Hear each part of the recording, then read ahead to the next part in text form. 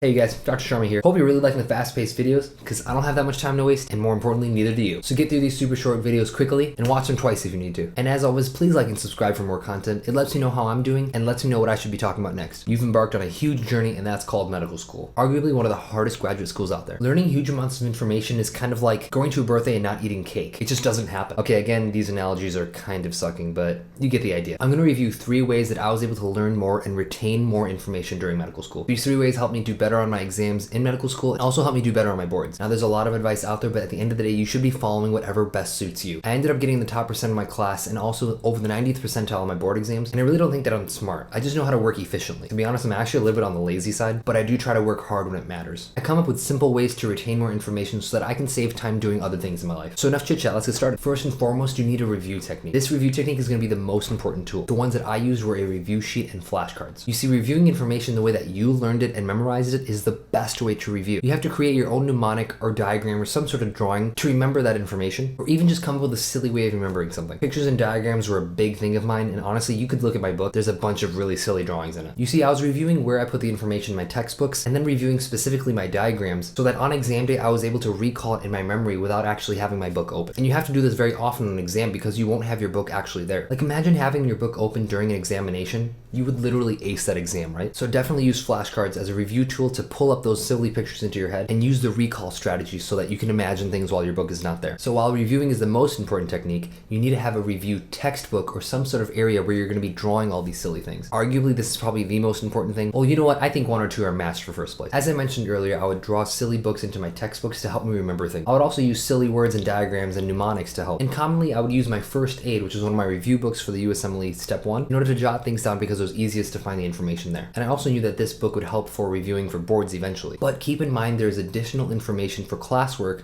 especially during your first and beginning of your second year, that you're going to have to know for medical school examination. You essentially need to have one place to review things and have all of your information in one place so that you can review it for a certain examination. That's going to be the place where you draw your silly diagrams, pictures, and mnemonics. And I really think you should literally have a hard copy of this printed off and not just a screen. For example, if I had a lecture that was coming up on an examination, I would print off some of the sheets on the lecture slides, create my own study guide and print that off, and then have that information to be able to draw on it and then use my recall reviewing mechanism so that I can recall it during my exam. Lastly, try to find a study group that's going to be reviewing lecture information and medical school topics that are going to come up on your examinations. Splitting up the work is super important in medical school. A lot of people will go lone wolf, which is what I did for my board examinations, but this is about doing well in med school in general, and it's really important to split up the classwork. For example, if there's a lecture that you missed, asking a friend or asking some group in the class if you could review that lecture information with them, or watching the lecture later on if it's recorded, is definitely going to help you review things that you missed. In addition, my group of friends would try to make the down and dirty study guide for that examination, trying to review the bullet points that they really think were going to be asked on questions. Now, I'll be honest, at first it was kind of hard for me to make friends and try to find a study group that I could really count on and trust, and you may have that same issue too. But I really think that you can put yourself out there and show that you'd be really willing to put forward the work